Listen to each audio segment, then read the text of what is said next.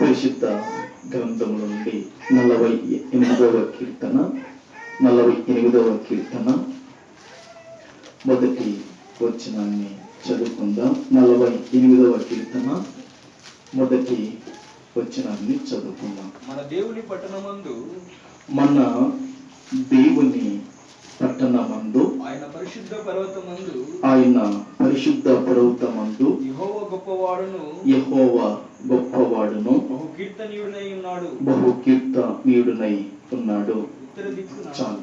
దేవుని బిడ్డలారా, ఈ చదువుబడిన వాక్యాన్ని పరిశుద్ధాత్మ దేవుడు మన అందరి వినికిడిలో ఆయన ఆశీర్వదించును గాక.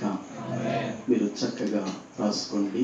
దేవుని బిడ్డలారా, ప్రియక దేవుడు గొప్పవాడని రాసుకోండి. ప్రియక దేవుడు గొప్పవాడు అనే అంశం మీద దేవుని బిడ్డలారా 3 విషయాలు మీకు దేవుని ఆత్మ వలన తెలియచేయాలని ప్రార్థన పూర్వకముగా మీ ఎదుట నిలవన్నాను. దేవునికి మహిమ కలుగును గాక. దేవుని బిడ్డలారా, 48వ కీర్తన మొదటి చరణాన్ని మనం చదువుకున్నాం. ఈ 48వ కీర్తన ఈ మొదటి చరణంలో రాయబడిన మాట ఏమిటంటే, మన దేవుని పట్టణమందు ఆయన పరిశుద్ధ పర్వతమందు యెహోవా గొప్పవాడును బహు కీర్తనీయుడై ఉన్నాడు. దేవుని బిడ్డలారా, దేవుడు ఎక్కడ గొప్పవాడుగా ఉన్నాడు? దేవుడు ఎక్కడ సర్వ శక్తినిగా ఉన్నాడు? దేవుడు ఎక్కడ యుద్ధ వీరుడుగా ఉన్నాడు? దేవుడు ఎక్కడ విజయాన్ని ఇచ్చేవాడుగా ఉన్నాడు అని వాక్యం సెలవిస్తుందంటే, దేవుడు ఒక పట్టణాన్ని ఏర్పాటు చేసుకున్నాడు. దేవుడు ఒక పట్టణాన్ని ఎన్నుకున్నాడు. ఆ పట్టణము యెరూషలేము పట్టణం. దేవుడైన ఆ యెహోవా, ఆ పరిశుద్ధుడైన దేవుడు ఇశ్రాయేలీలకు, ఆ 12 గోత్రాలకు అనేకమైన పట్టణాలను ఇచ్చాడు, అనేకమైన గ్రామాలను ఇచ్చాడు, కొండలను కూడా ఇచ్చాడు, లోయలను కూడా ఇచ్చాడు. ఈ 12 గోత్రాలకు పట్టణాలైతేమి, గ్రామాలైతేమి, కొండలైతేమి, లోయలైతేమి, విస్తారం ఇంకా ఏమేమి కావాలనో అన్ని ఆయన ఇచ్చుకుంటా వచ్చాడు. వచ్చిన తర్వాత ఈ 12 గోత్రాల వారి మధ్యలో దేవుడు దేన్ని ఎన్నుకున్నాడంటే యెరూషలేము పట్టణాన్ని ఎన్నుకున్నాడు. యెరూషలేము పట్టణాన్ని ఏర్పాటు చేసుకున్నాడు. అంత మాత్రమే కాదు, కానీ సియోను పర్వతాన్ని కూడా దేవుడు ఏర్పాటు చేసుకున్నాడు. ఈ దేవుని పట్టణమందును, జాగ్రత్తగా వినండి దేవుని పిల్లలు, ఈ దేవుని పట్టణమందును, అది దేవుని పట్టణం ఎందుకు వచ్చిందంటే దేవుడు ఎన్నుకున్నాడు కాబట్టి, దేవుడు ఏర్పాటు చేసుకున్నాడు కాబట్టి దానికి దేవుని పట్టణం అని పేరు వచ్చేసింది. దేవుడు ఆ దేవుని బిడ్డలారా పర్వతాన్ని, ఏ పర్వతము? సియోను పర్వతాన్ని ఏర్పాటు చేసుకున్నాడు, ఎన్నుకున్నాడు కాబట్టి అది కూడా దానికి సమీపాన ఉంటది కాబట్టి దేవుని బిడ్డలారా అక్కడ దేవుడు గొప్పవాడుగాను బహు కీర్తనీయుడుగాను ఉన్నాడంట. ఎట్లా ఉన్నాడంటే అక్కడ దేవుడు గొప్పవాడుగాను బహు కీర్తనీయుడుగాను ఉన్నాడు. దేవుడు ఎన్నుకున్నాడు, దేవుడు ఏర్పాటు చేసుకున్నాడు, అక్కడ గొప్పవాడుగా ఉన్నాడు. అక్కడ ఆయన స్తుతికిని, స్తోత్రాలకును, పూజకును గొప్ప అర్హుడుగా ఆయన ఉన్నాడు.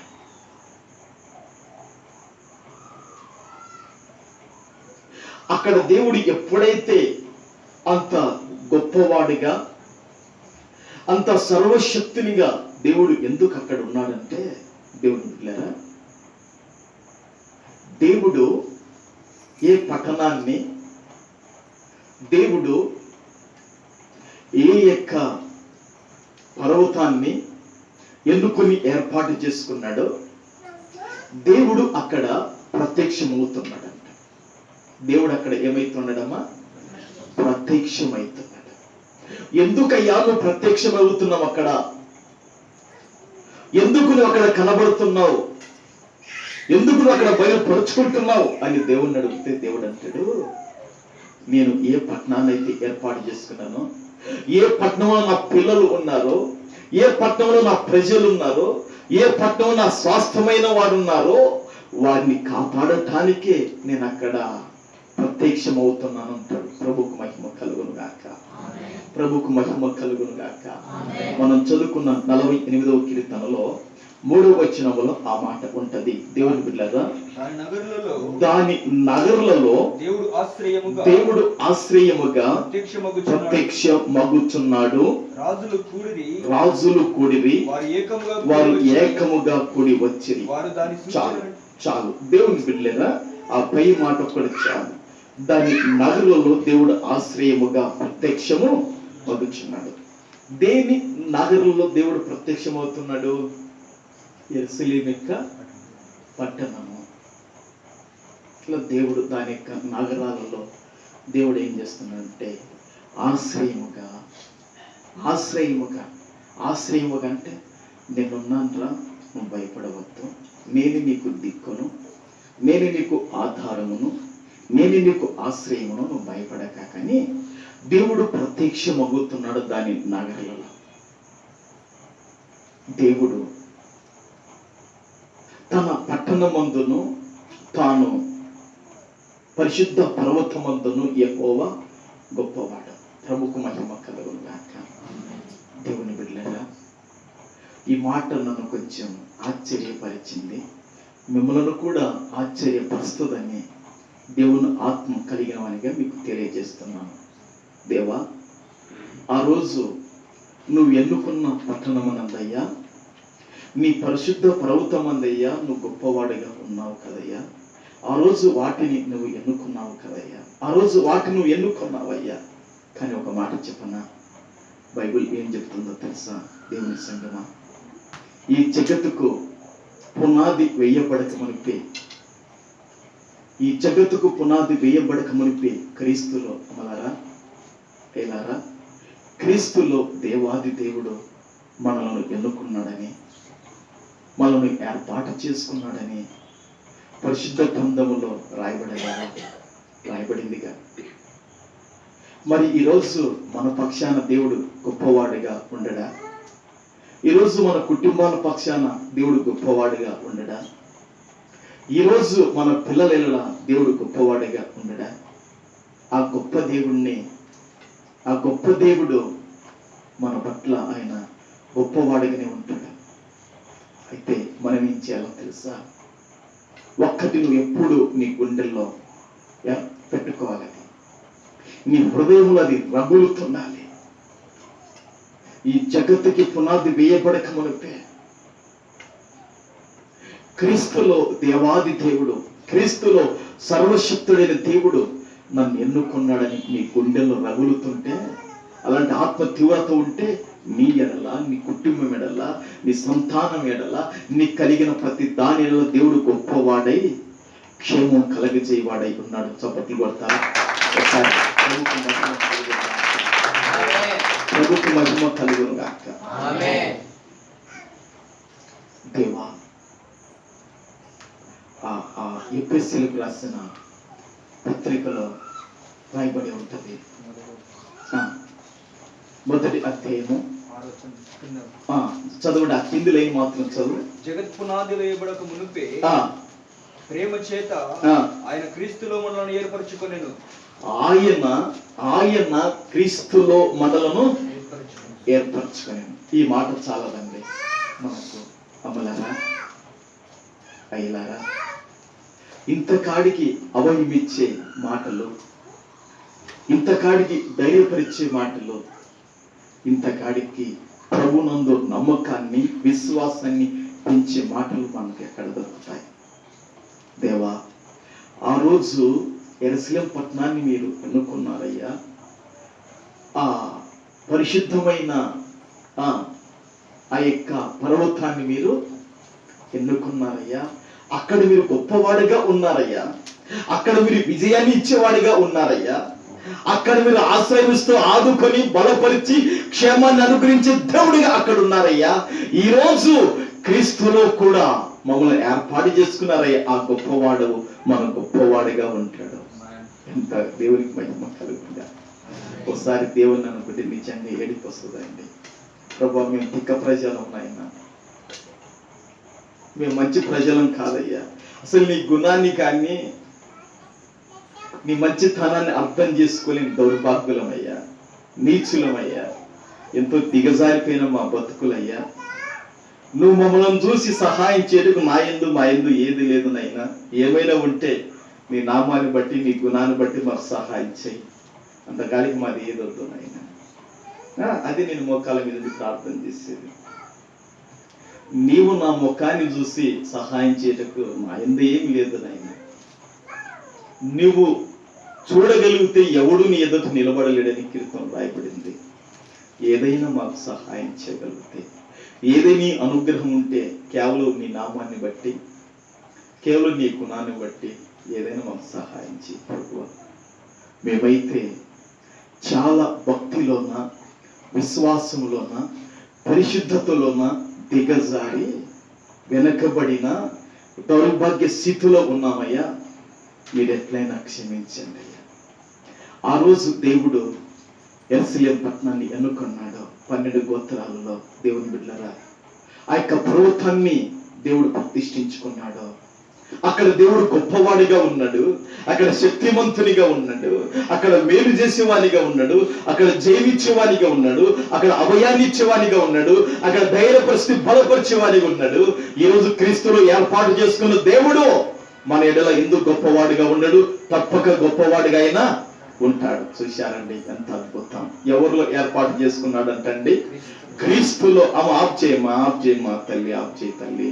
ప్రభుకు మహిమ కలుగును గాక, దేవునికి మహిమ కలుగును గాక. దేవుని బిడ్డలారా, కాబట్టి వాక్యానికి ఎలాంటి మధ్యన ఈ గిల్లులన్నీ సిక్స్ ఆఫ్ చేసుకొని పెట్టుకోవాలి మీరు. దేవుని బిడ్డలారా, మీ మైండ్ అంతా ఇది చేస్తుంది. సెల్లు ఒకరికి కాదు, అసలు దేవుని ఆత్మకు అభ్యంతరపరుస్తుంది అది సెల్లు. మీరు ఇప్పటి నుంచి మందిరంలోకి రాకముందే ఒక పని చేస్తాను. దేవుని బిడ్డలారా, సెల్లులన్నీ ఎక్కటం వారిస్తాను. అక్కడ మొత్తాన్ని తీసుకుపోయి, లేకుంటే అక్కడ వారిసి మీ సెల్లులు మళ్ళీ ప్రార్థన అయిపోయినాక తీసుకుపోండి. ప్రభుకు మహిమ కలుగును గాక. హల్లెలూయా. దేవుని బిడ్డలారా, కాబట్టి అంటే శుభమోకం ఒకటే కాదు, ఇంకెవరన్నా సెల్లులు తీసుకుంటే ముందు అక్కడ పెట్టి రండి, లోపల 6 ఆఫ్ అన్న తీసి పెట్టుకోండి. ప్రభుకు మహిమ కలుగు. చూడండి ఎంత డైవర్ట్ అయిపోయింది మైండ్ అలా. ఇప్పుడు నాకు మీకల్లా అయిపోయింది. కాబట్టి మళ్ళీ నేను దాంట్లోకి రావాలంటే చాలా కష్టమవుతుంది. నాకు అది ఏ సేవకులకైనా కష్టమవుతుంది బలిపీఠం మీద ఉండి మాట్లాడుతుంది. దేవుని ఆత్మ నడిపింపు వెంటనే తగ్గిపోతుంది. అందుకే నొయ్యలయ్య గారు ఏం చేస్తారంటే మొదల వాక్యం చెప్తేప్పుడు ఎవరిని కానీ ఎవరిని మేము నేర్చుకొని వచ్చామంటలా ఎవరిని కానీ ఒక్కడు ఒకసారి నాతో పాటు ట్రైనింగ్ చేస్తున్నాడు, విజయవాడ అవతలు ఉంటాడు. ఒకసారి లేచిపోయాడు, తర్వాత క్లాస్ తీసుకున్నాడు. ఏం చేస్తావు, ఎందుకు లేచినావు, అవసరమో నీకు లేదు, వాక్యం అయిపోతే కూర్చొని మధ్య లేవకన్నాడు. చాలా క్లాస్ వీకెండ్. కాబట్టి దేవుని బిడ్డలు మరి ఎక్కడికి వచ్చాను నేను ఇప్పుడు? దేవుడు ఎక్కడ గొప్పవాడు చెప్పండి, నేను ముందుకు వెళ్తాను. దేవుడు ఎక్కడ గొప్పవాడు? ఏమో ఎక్కడో గొప్పవాడు మాకు తెలియదు.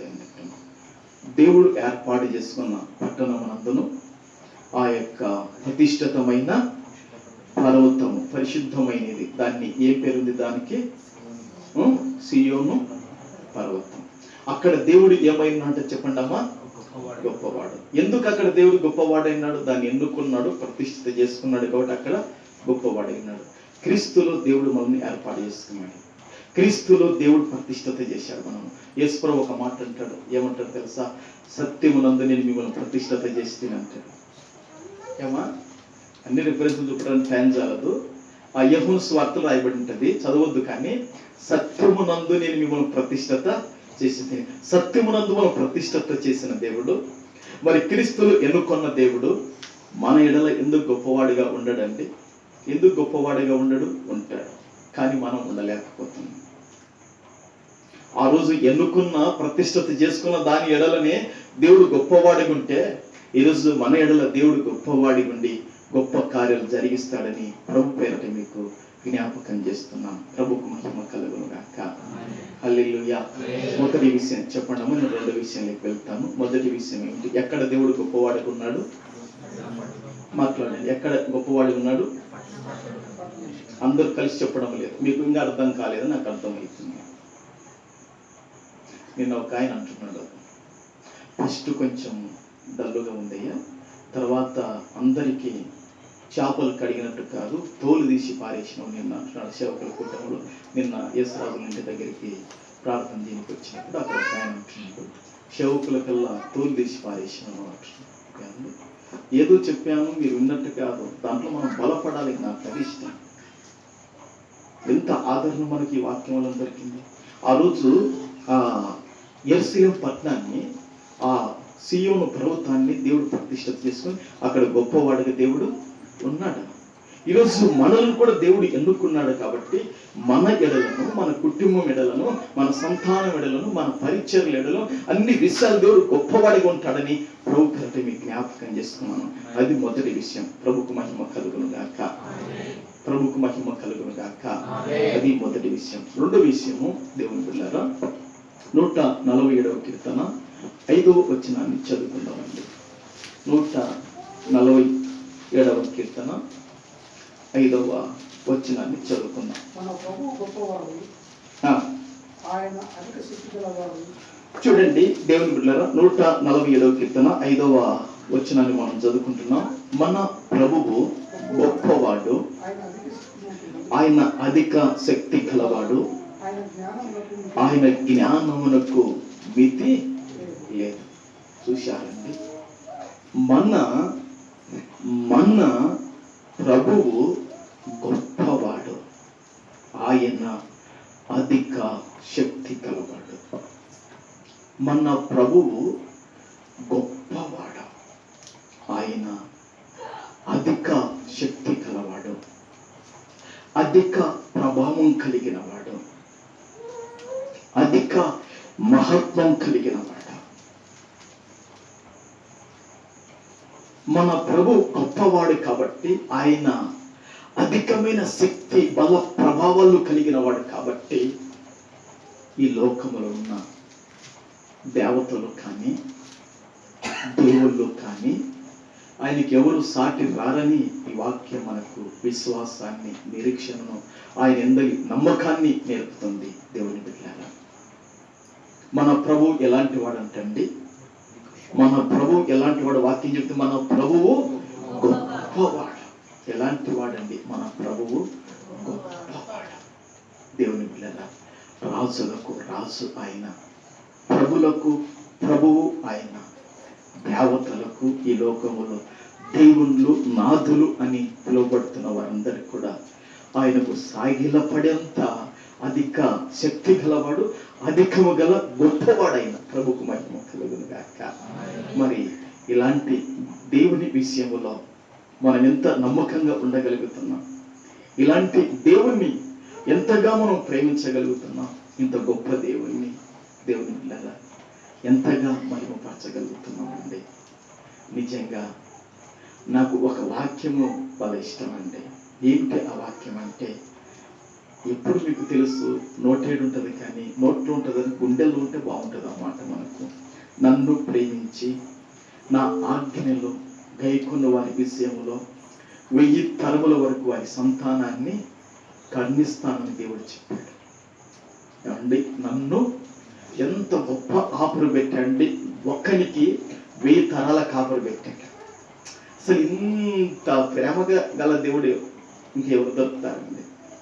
నన్ను ప్రేమించి నా ఆజ్ఞలో ఎవరైతే గైకొంటారో వారి సంతానాన్ని, వాళ్ళ పిల్లలను 1000 తరముల వరకు కరుణిస్తాను. దేవుని కనికరములో సమృద్ధి, ఆరోగ్యాలు, ఆశీర్వాదాలు, క్షేమాలు ఉన్నాయని ప్రభు పేరట మీకు జ్ఞాపకం చేస్తున్నాను.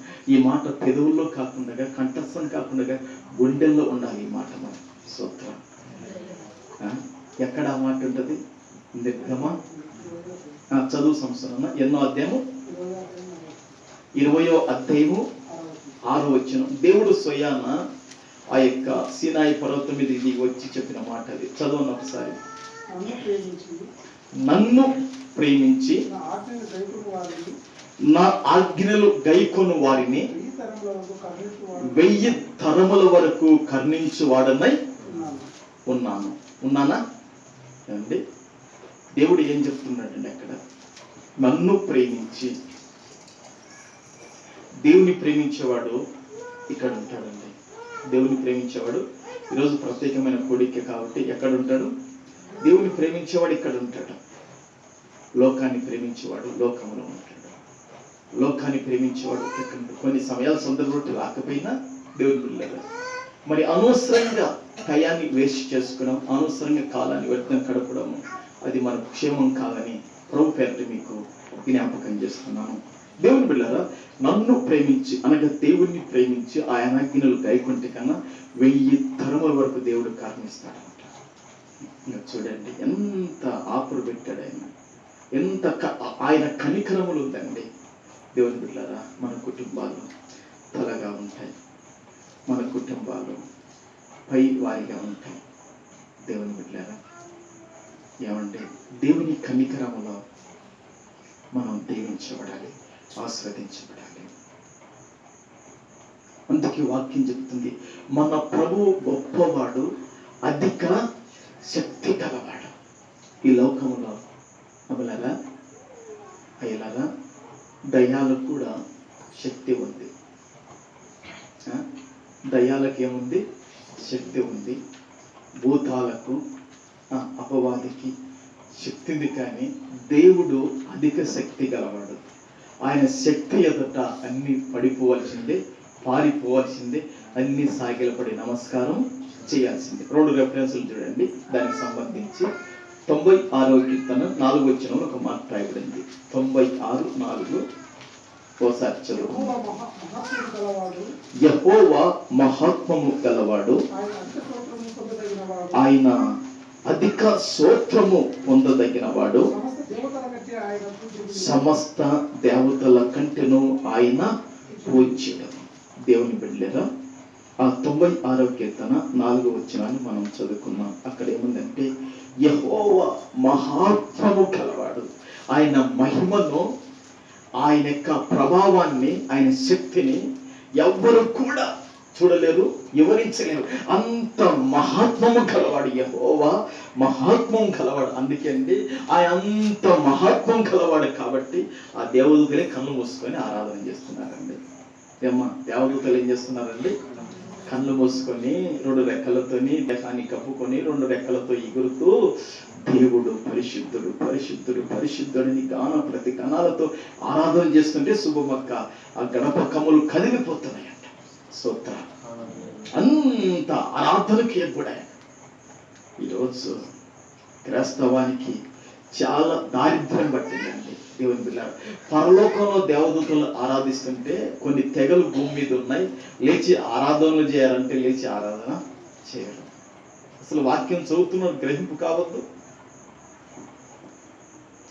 పరలోకంలో దేవదూతలు సైతము ఆరాధిస్తుంటే దేవుని పిల్లల ఆరాధన చేసుకున్నాం అంటే కొన్ని తెగల్లో ఆరాధన ఉండదు, ఏముండదండి. అందుకే ఆడికి ఉంటారు వాళ్ళు. కాబట్టి మనకు మంచి సత్యం దొరికింది. ఈ సత్యం నిలబడగలిగితే మరొకటి లేదు. ప్రభుకు మహిమ కలుగును గాక. హల్లెలూయా, హల్లెలూయా.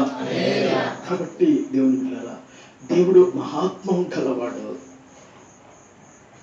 ఆయన అధిక స్తోత్రము పొందదగినవాడు. మరి స్తోత్రాలు చెప్పండి అంటే అస్సలు స్తోత్రాలు చెప్పి వాళ్ళు తక్కువైపోయినారండి. దావీదు ఒక మాట అంటాడు, దేవా స్తోత్రాలు చెల్లించడం నా పెదవులు నాలుకను తెరవవయ్యా అంటాడు. అంటకపోయి పాపం చేశాను, దుర్మార్గం పని చేశాను, నా కాళ్ళు చేతులు చూపులు సరిగా ఎక్కడ పాపంలో ఇప్పుడు నాలుగు కూడా అయిపోయింది, స్తుతించడానికి లేదయ్యా, ఒకసారి తెరువునైనా నిన్ను స్తోత్రం చేయడానికి, ప్రార్థన చేయటానికి కాదు, నిన్ను అడగటానికి కాదు, ఏదో ఆశించి పొందుకోవటానికి కాదు, నిన్ను స్తోత్రం చేయడానికి నాలుగు తెరువు అంటున్నాడు. ఇది ఎంత బాగుందో! ఎట్లా అడిగాడు దేవుణ్ణి? ఎందుకు నాలుగు తెరవమంటుందంటే నేను ఏదో మళ్ళీ నిన్ను అడుగుతానని, మళ్ళీ ఏదో నేను పొందుకుంటానని కాదయ్యా, నిన్ను స్తోత్రం చేయటానికి నాలుగుని తెరచడానికి కృప చూపించాను. అవునా? ఎన్నో కీర్తనలు అది? 50 కీర్తన ఉండొచ్చు. చూడండి ఎంత ఆ మాట చూద్దాం. అక్కడ దావీదు అడుగుతాను 51:15 ఏమంటున్నాడు చూడండి. ప్రభువా నా నోరు నీ స్తుతిని ప్రచురపరచునట్లు నా పెదవులను తెరువుము. ఏమా పెదవులు ఇప్పుడు ఏమైపోయినాయంట దావీదు గారికి? 2 పెదవులు అంటకబడినాయి. ఇంకా తప్పిదాలు చేశాడు, పాపాలు చేశాడు, పొరపాటు చేశాడు. అయితే ఇప్పుడు ఏమంటున్నాడు? నా పెదవులను ఎందుకు తెరవమంటున్నాను అంటే ఏదో నిన్ను అడగటానికి ఆశించడానికి కాదనైనా నేను స్తుతించుకుంటే బాగా నాకు అది చాలయ్యా, ఏం కావాలి. ఇప్పుడు చాలా మంది మోకాలు ఉండలేని వాళ్ళు కుర్చీ మీద కూర్చొని పరిశుద్ధుడానికి స్తోత్రాలయ్యా, జీవము గల దేవుడానికి స్తోత్రాలయ్యా, రక్షించుటకు శక్తిమంతుడు వేసాయి నీకు స్తోత్రాలయ్యా, ఇంకా ఇదే స్తుతి చేసుకుంటుంటారు. ఈ స్తుతి చేసుకుంటుంటే దేవుడు వారి దగ్గరికి దిగి వస్తారు. అదే మార్గం సిద్ధపాటు చేసుకుంటారు. ప్రభుకు మహిమ కలుగును గాక. ఇప్పుడు దేవుని బిడ్డలారా, మన బంధువులు మన కాడికి రాము, మన స్నేహితులు మన కాడికి రాము, ఊరికిన వస్తారా? అనవసరంగా ఎవరు రారు. కానీ నువ్వు స్తుతి చెల్లిస్తుంటే దేవుడు నీ దగ్గరికి రావడానికి ఒక మార్గం అంటారు. కీర్తనలు రాయబడిందండి బైబిల్లో. దేవుని బిడ్డలారా, కాబట్టి మన కాడికి ఎవరు రాలేకపోయినా దేవుడు ఒక్కడు వస్తే చాలు. నేను మీకు ఒక మాట చెప్పాను. నేను ప్రార్థన చేస్తున్నప్పుడు దేవుని ఎప్పుడో ఒక మాట్లాడతాను. దేవా ఆదివారం ఆరాధనయ్యా 10 నుంచి 12:30 వరకు జరుగుతుంటుందయ్యా, త్రియేక దేవుడా ఇక్కడ నిన్ను చూడాలయ్యా, ఇక్కడ నీ సన్నిధి చూడాలయ్యా అని దేవుని వైపు చూస్తుంటాను. కనపడకపోయినా దేవుని వైపు. స్తోత్రం, హల్లెలూయా. దేవుని బిడ్డలారా, దేవుడు మనకు కావాలి. దేవుడు రాకపోతే మనకంతా అది ఎట్లుంటుందంటే నిష్ఫలంగా ఉంటుంది. దేవుడు ఉంటే అక్కడ 10 మంది ఉన్నా కూడా అది దాన్ని సఫలం దేవుడు చేస్తాడు. ప్రభుకు మహిమ కలుగును గాక. సకల దేవతల కంటే ఆయన ఏమై ఉన్నాడు? పూజ్యనీయుడై ఉన్నాడు. సకల దేవతల కంటే ఏమై ఉన్నాడమ్మా? 94 కీర్తన ఎన్నో వచ్చినది? మళ్ళీ అక్కడికి వద్దాం. చూడండి 94 కీర్తన 4వ వచనంలో ఏముందంటే, దేవుని బిడ్డలారా సమస్త దేవతల కంటేను ఆయన పూజ్యుడు. ఈ లోకంలో దేవుని బిడ్డలారా దేవతలకు సంస్థ గొప్ప గొప్ప గుళ్ళు కట్టుకొని ఉంటారు. ఈ భూమి మీద పెద్ద పెద్ద గుళ్ళు కట్టుకొని ఉంటారు. ఈ భూమి మీద ఎన్నెన్నో కట్టుకొని ఉంటారు. వాళ్ళ దేవతలు వాళ్ళు కట్టుకొని ఆరాధన చేస్తున్నారు, చేసుకొని నాకే సంబంధం లేదు. అయితే దేవుని బిడ్డలారా, మరి ఈ సకల దేవతల కంటే ఆయన ఏమై ఉన్నాడు? పూజనీయుడై ఉన్నాడు, ఆరాధనకు యోగ్యుడై ఉన్నాడు, అధిక శక్తిమంతుడై ఉన్నాడు. ఈ సకల దేవతలన్నీ కూడా ఆయనకు సాగిలపడి నమస్కారం చేస్తాయంట. చూడండి, ఆ 97వ కీర్తనలో ఒక మాట రాయబడింది. 97వ కీర్తన 7వ వచనంలో ఒక మాట చూడండి. వ్యర్థ విగ్రహమును బట్టి అతిశయపడుచు చెక్కిన ప్రతిమలను పూజించు వారందరూ సిగ్గుపడుదురు, సకల దేవతలు ఆయనకు నమస్కారము చేయను. దేవుని బిడ్డలారా, వాక్యం ఏం చెప్తుందంటే వ్యర్థ విగ్రహం బట్టి అతిశయపడచ్చు. ఈ లోకములో వ్యర్థ విగ్రహములు అంటే రాళ్లతో విగ్రహాలు చేసే వాళ్ళు ఉంటారు. దేవుని బిడ్డలారా, మన కర్నూలు జిల్లాలో ఆర్లగడ్డ ఫేమస్. మంచిగా అక్కడ విగ్రహాలను చెక్కే వాళ్ళు ఎక్కువ ఉంటారు ఆర్లగడ్డలో. నేను ఎందుకంటే పోయేటప్పుడు చూస్తుంటాను. వ్యర్థ విగ్రహమును బట్టి అతిశయపడవు. రాళ్లతో విగ్రహాలు, బంగారంతో విగ్రహాలు, మట్టితో, ఇక రకరకాలైన వాటితో విగ్రహాలు చేసే వాళ్ళు ఉంటారు. వ్యర్థ విగ్రహం బట్టి అతిశయపడచ్చు. చెక్కిన ప్రతిమను పూజించి వారందరూ సిగ్గుపడతారు. ఎవరు సిగ్గుపడతారు? ఎవరు అవమానపరచబడతారు? ఎవరు తల ఉంచుకుంటారు? ఇంకా అంటే వ్యర్థ ఈ చెక్కిన ప్రతిమలను బట్టి పూజించేవారు, చెక్కిన ప్రతిమలను పూజించి వారందరూ ఏమండి, చెక్కిన ప్రతిమలను ఏం చేస్తారు? పూజించి వారందరూ ఏమవుతారంట? సిగ్గుపడతారండి, చెక్కిన ప్రతిమలను పూజించే వాళ్ళు. ఇప్పుడు దేవుని బిడ్డారా, ఒక్కొక్క చోట మీకు తెలుస్తలేదు, పేపర్ చూస్తే కన్నా ఒక ఆయన 10 లక్షలు చెక్కు ఇచ్చాను, ఒక ఆయన 3 లక్షలు చెక్కు ఇచ్చాను, ఒక అతను 50 తులాల బంగారు ఇచ్చాను. చూడండి, నేను అవన్నీ కట్ చేసి మీకు చూపిద్దాం అనుకుంటాను. అంటే వాళ్ళ దేవుళ్ళకు, వాళ్ళ దేవతలకే వాళ్ళు అన్ని ఇవ్వగలిగితే మన ప్రభువు గొప్పవాడు, అధిక శక్తి మంతునికి అసలు మనం ఏం చేయగలుగుతున్నాం? సాతాను పెట్టిన ప్రేమ ఏంటంటే, ఇస్తే సేవకుడు గొప్పవాడైతాడనే ప్రేమ ప్రతి విశ్వాసాలు పెట్టింది. అది తొలగిపోవాలి. ఇస్తే మీరు గొప్పవాళ్ళు, ఇది సేవకుడిగా. ఆ ప్రేమ సైతాను ప్రతి విశ్వాసాలు పెట్టిందండి. ఇస్తే సేవకుడు గొప్పవాడైతాడేమని. ఇప్పుడు ఒక మాట చెప్తాను.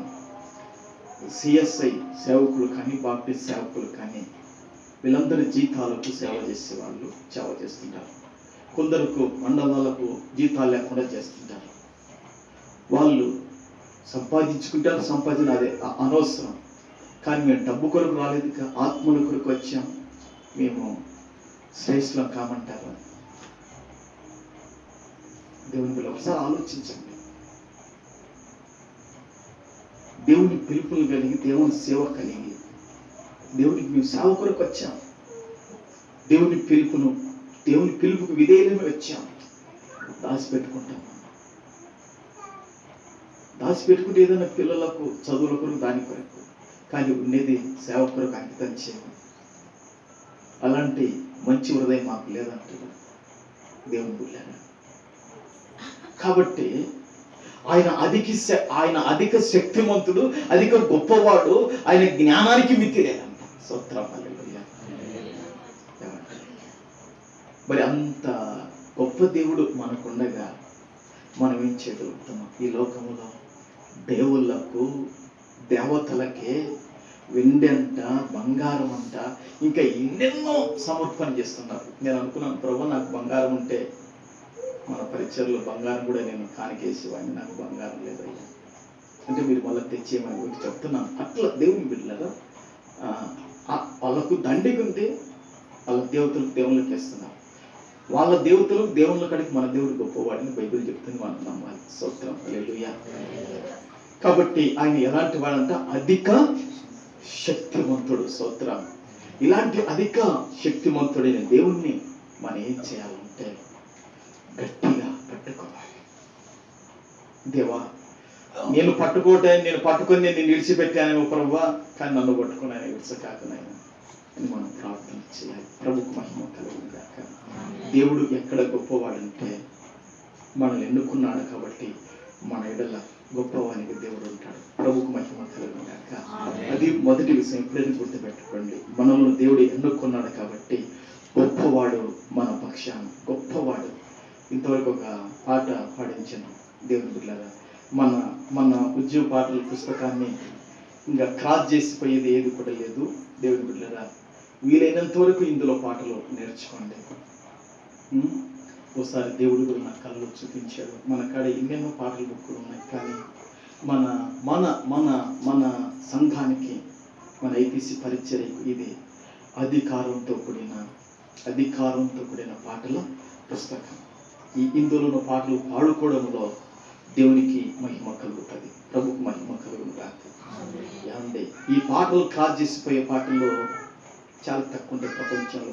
ఇప్పుడు వచ్చే పాటలు అంతా చదువుతోని జ్ఞానంతో వస్తున్నాయి. అప్పుడు వచ్చిన పాటలు హృదయములుండి పవిత్రతలుండి వచ్చిన పాటలు అవన్నీ కూడా. రక్షకుడా యేసు ప్రభు స్తోత్ర దేవ, ఎంత ఆ పాట వాక్యం రోమిలకు రాసిన పత్రిక నుండి తీసుకొని భక్తుడు రాశాడండి. నిజంగా ఎంత అద్భుతమైన పాట అదండి దేవుని పిల్లరా. ఇలాంటి మళ్ళీ ఇంతవరకు పాట పాడుకున్నా ఏకాంత ప్రార్థనకి ఏం పాట అది, రావయ్య ఎస్, ఇలాంటి ఎంత మంచి పాటలు ఉన్నాయి మన దేవుని పిల్లలు. కాబట్టి వీలైనంత వరకు ఇప్పుడు ఈ పాటలన్నీ కూడా యూట్యూబ్లో దానిలో ఉంటాయి. మనం చక్కగా విని మనం నేర్చుకోవాలి. ప్రభుకు మహిమ కలుగును గాక. కాబట్టి దేవుడు ఎన్నుకున్న వారి పక్షాన దేవుడు గొప్పవాడు ఉంటాడు. అది మొదటి విషయం. స్తోత్రం దేవుడు. రెండోది, మనకు ఆశ్రయమైన దేవుడు, అందరికాడికి అధిక శక్తి కలిగినాడు కాబట్టి ఆయన గట్టిగా ఆనుకుంటూ, గట్టిగా పట్టుకుంటూ, ఆయన ఎంతని ఏ విధంగా సడిలిపోకటగా ముందు కొనసాగినప్పుడు ఆయన మనకు కావలసిన జ్ఞానం ఇచ్చి నడిపిస్తారు. ప్రభు మహిమ కలుగును గాక. ఏముందండి అక్కడ, మన ప్రభు అధిక శక్తివంతుడు, ఆయన జ్ఞానమునకు ఏముందంటామా? చూడండి ఆ మాట చూడండి. అంటే 147:5 కదా, ఆ 147:5 ఆ మాట నాకు చాలా ఇష్టం అండి. మన ప్రభు గొప్పవాడు, ఆయన అధిక శక్తి గలవాడు, ఆయన జ్ఞానమునకు మితి లేదు. ఆయన జ్ఞానమునకు మితి లేదు. మన దేవుడు గొప్పవాడు, అధిక శక్తివంతుడు. ఆయన జ్ఞానానికి ఏమి లేదంట, మితి లేదు. మితి లేదంటే వీడికి అద్దని కాదు. ఇంకా ఇది ఇంకొక చోట మాట్లాడుతుంది, యెహోవా నీ కనికరములకు మితి లేదు. ఈ మాట నేను ఎక్కువ పట్టుకొని దేవుని అడుగుతుంటే కొంచెం గట్టిగా, దేవా నీ కనికరాలు, నీ దయ, నీ వాత్సల్యత, ఏదో అమ్మా నాయన ఈ రోగాన్ని బాగు చేశారని ఆడికి చాలు అని ఆడి కనికపడి ఊకి ఉండేవాడి కాదు. యెహోవా నీ కనికరములకు మితి లేదు. 119వ కీర్తనలో ఆ మాట ఉంటుంది. మీకు తెలుసుగా ఆ మాట. ఒకసారి ఆ మాట మీద నేను సంవత్సరం ఇంటి దగ్గర వీధిలో, కాంతమక్కం ఇంటి దగ్గర వీధిలో ప్రసంగం చేసిన ఆ మాట తీసుకొని, మూలవాక్యం ఆ మాట పెట్టుకొని ప్రసంగం చేశాను. అక్కడ చేశాను. పరమంచాల లింగాపుర గ్రామంలో ఆ మాట మీద మూలవాక్యం తీసుకొని ప్రసంగం చేశాను. 119వ కీర్తన 56వ వచనం. 156. యెహోవా నీ కనికరములు మితి లేనివి, నీ కనికరములు మితి లేనివి, నీ న్యాయ విధులను బట్టి. చాలు చూశారండి. యెహోవా నీ కనికరములు ఏం లేవంట, మితి లేనివి. తల్లిదండ్రులు ఈ లోకంలో కనికరపడి ఇంకా అమ్మని నీకు సాయం చేసిన ఇంకా ఈడికి అంటారు. అన్నదమ్ములు కనికరపడి నీకు ఈడికి అంటారు. స్నేహితులు బంధువులు కనికరపడి నీకు ఈడికి అంటారు. కానీ దేవుని కనికరాలకు మితి లేదు. దేవా నీ కనికరాన్ని బట్టి నాకు స్వస్థత ఇవ్వండి అయ్యా, నీ కనికరాన్ని బట్టి నాకు అభిషేకం ఇవ్వండి అయ్యా, నీ కనికరాన్ని బట్టి నా ఆరోగ్యాన్ని బలపరచండి అయ్యా, నీ కనికరాన్ని బట్టి ఔషధిని పెంచండి అయ్యా అని ప్రభు దగ్గర అడుగుడంలో తప్పలేదు. స్తోత్రం. కాబట్టి ఆయన జ్ఞానానికి కూడా మితి లేదు. ఆయన జ్ఞానానికి ఈ అద్దులు లేవు.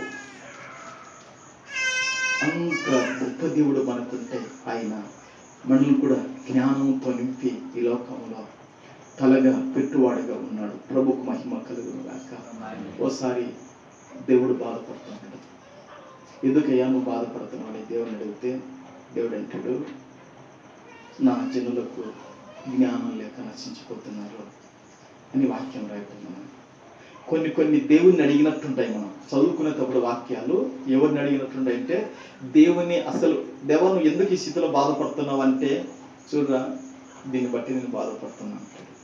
ఒకసారి ఎందుకైనా నువ్వు ఇంత కోపం అని దేవుడిని అడిగినావు అనుకో, అదో ఆ దూడం చేసుకొని బంగారంతో ఎత్తున పెట్టుకొని ఎగురుతున్నారు, అందుకే నాకు కోపం వచ్చింది అంటాడు. ఎందుకు నీకు కోపం వచ్చిందంటే దానికి సమాధానం చెప్తాడు దేవుడు. ఎందుకు నువ్వు ఈ యొక్క అద్భుతం చేసావు అంటే, వాడు ఇది చేశాడు భూమి మీద, అందుకే నేను చేశాను అంటాడు. ఒకసారి దేవుని బిడ్డారా యేసుప్రభు దగ్గరికి కొందరు వచ్చారు. ఎవరు పంపారంటే, ఆ కపెర్నహూములో ఒక శతాధిపతి ఉన్నాడు.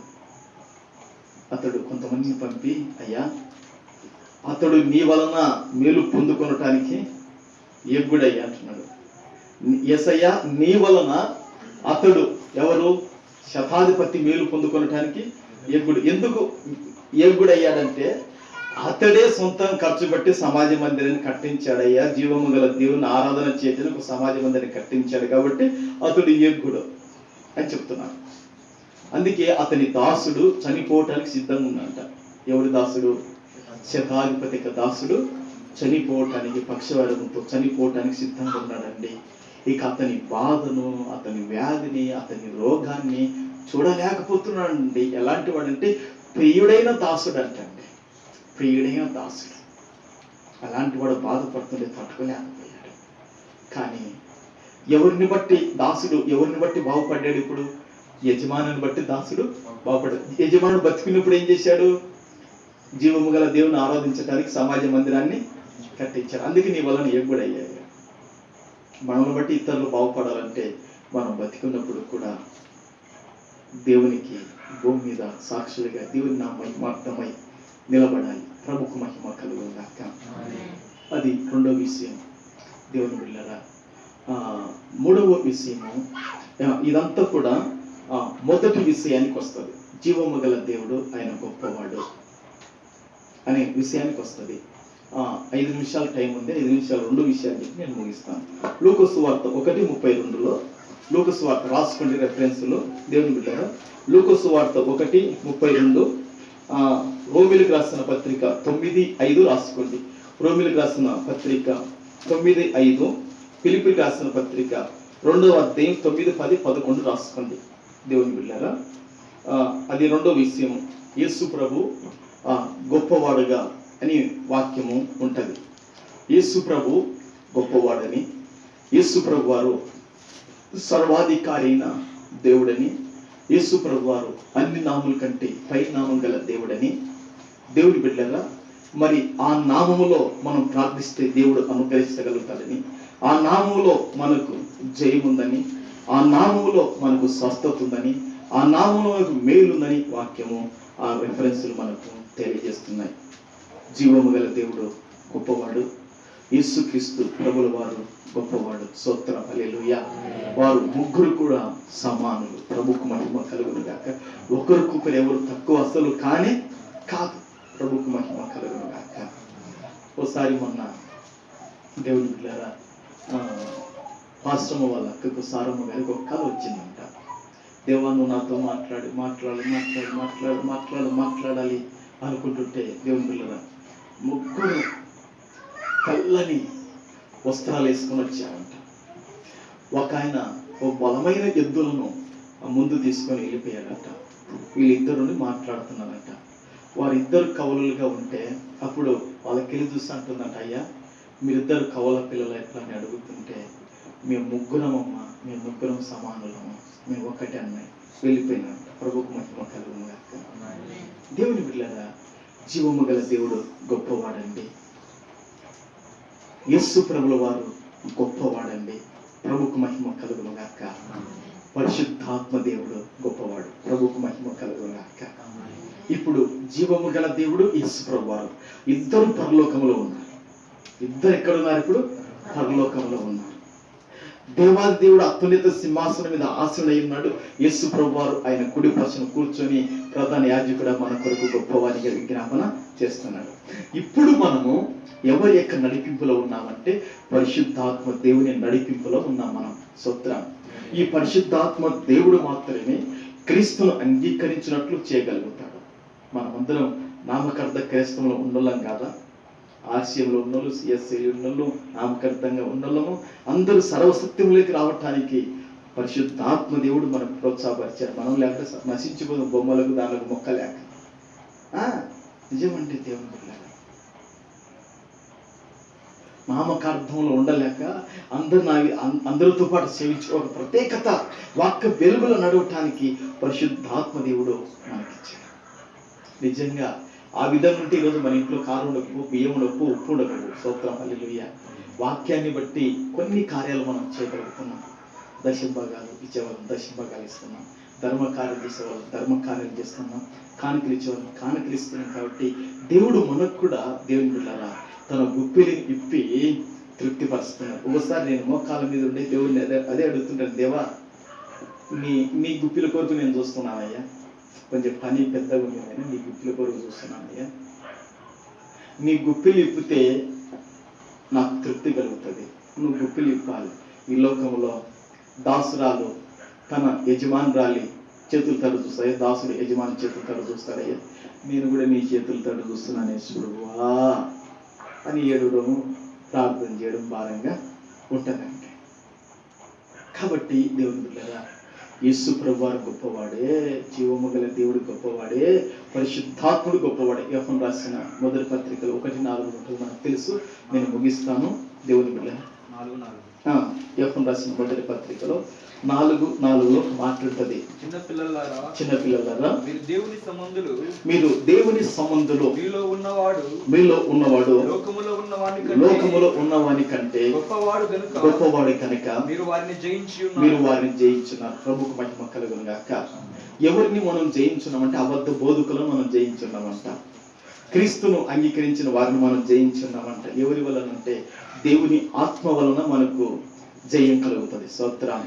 మీలో ఉన్నవాడు, మీతో ఉన్నవాడు లోకములో ఉన్నవాని కంటే, అంటే అపవాది కంటే, వాని సమూహం కంటే, వాని దూతల కంటే పరిశుద్ధాత్ముడు గొప్పవాడు. స్తోత్రం, హల్లెలూయా. ఆ పరిశుద్ధాత్ముని బట్టి మీరు వారిని జయించి ఉన్నారు.